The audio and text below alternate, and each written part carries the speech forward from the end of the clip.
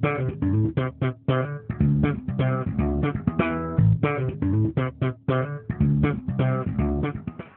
lumalapit sa akin, sinasabi na naman naku, ang hirap ng pera. I always worry about money. It's not enough.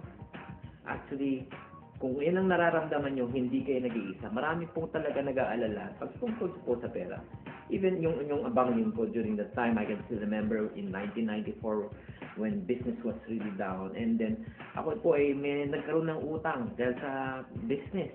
And then, I have only last 8,000 pesos. Magbabayad pa ako ng upa, kuryente, mga sweldo ng tao. Anong ginagawa ko araw-gabi? Ako po nag-iisip, nag-alala. And then, ang ginagawa ko pa, bago ako matulog, tinitignan ko po ang aking bank account bago po ako matulog.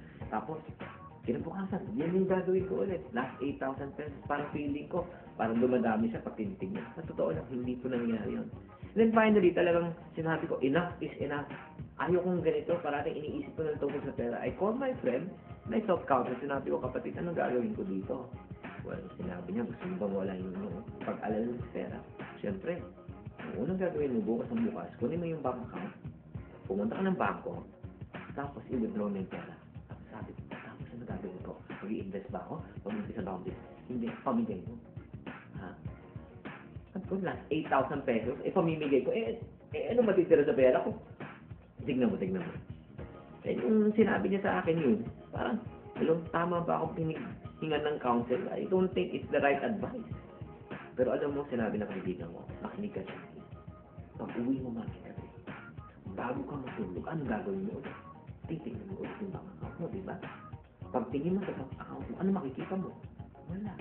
Wala ka ng problema. Yung sinabi niya sa akin, nainis ako na medyo natawa ng konti. Pero doon ko lang naalala na sinabi niya, since wala na ako nakikita, wala na akong alalahanin, that's where I believe what he's trying to teach me. When worry ends, faith begins. Pag wala ka na talagang kakapitan, kanino ka kakapit? Di ba sa Diyos?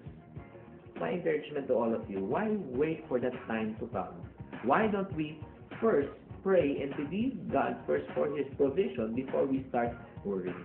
Sa totoo lang, even the Bible says, even the birds in the air, they do not sow, but they also eat.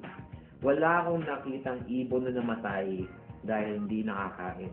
Wala pa akong nakitang ibon nagkaroon ng heart attack dahil yung stock market ay bumagsak. So, friends, let us stop worrying about money.